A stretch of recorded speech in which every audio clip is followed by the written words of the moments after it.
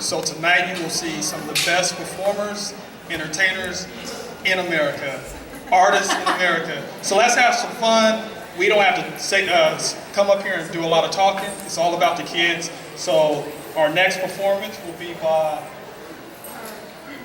Maria. Maria, where are you?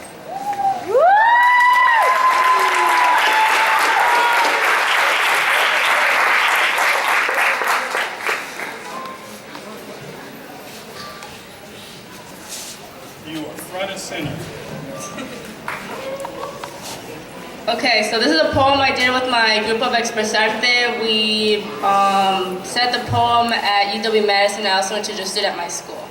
The poem is titled Dreams. What you see by looking at us, untalented, uneducated, delinquents just unsophisticated, getting faded, gang affiliated.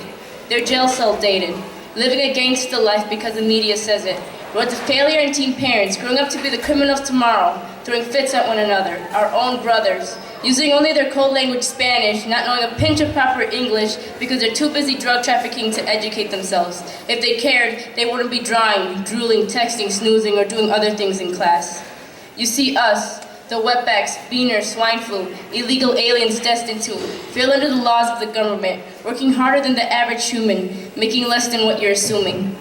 Being amongst the most misunderstood, we know we're not defined by the neighborhood in which we live in. Who we really are will come to a shock to those who think they know who we are. Just as Martin Luther King Jr., we all have a dream. A dream to end the chain of poverty, to not work at jobs that will damage our bodies, to make for a better society and to have a voice in democracy. A dream to get a higher education, surpass the American tradition of failing under the system of no determination, of no end, no hope, and imprisonment. Take a breath, men. Speak cleanly about my people and the real history. Here we are telling the true story, not the censored version, our lives and views corrupted by another person. How much control do we have on our own identities? None. I'm not considered Mexican in my own country because I've been too Americanized. I'm not considered American because I'm not the right pigment. I don't deserve to wear the Mexican flag while I'm living in this country, and I don't deserve to be in this country because I was born in another. My rights as a human have been corrupted on both sides. There's only one world, and I don't know where the one I belong on lies. The real me slowly dies. I become two-faced, it's a challenge, knowing in the end it won't matter, but I still manage to keep both worlds in balance. People degrade us and say we can't make it. We get fired up and prove them wrong, make them eat their own words and have them sit in silence reflecting on their own ignorance. We've been through enough struggles in our life for your words to take any effect. They say that those who've gone through the worst become the strongest. We've broken down until it no longer hurts. And yet we're not dying, not lying, but thriving and striving to make it through, alone. Parents are foreign to this country and still have much to learn. Getting through paying for a family and taxes while trying to learn English and struggling to do so with their 6th grade education. It's tragic. Top that with being the firstborn, unborn in a country of opportunities.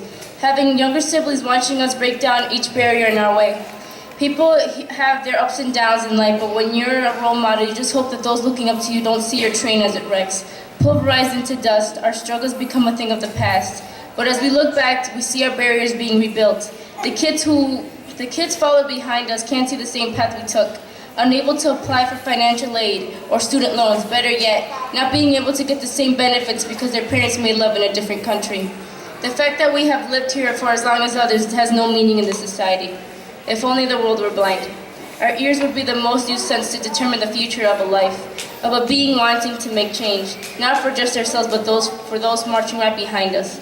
Humans go through struggles, but when you have humans versus humans and laws versus humans, it feels as if there's no way out.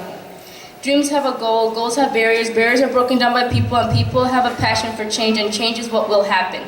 We won't stop until we get what we want and need. Now, can you see us?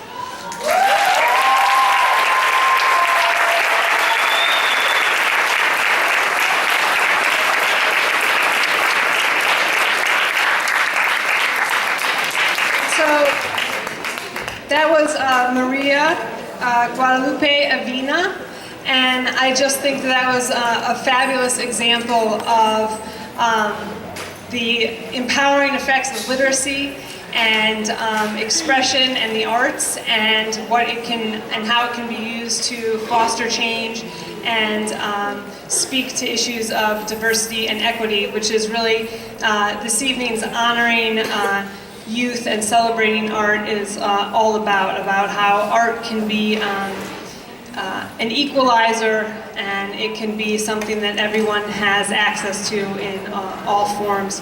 So again, One more time. yeah.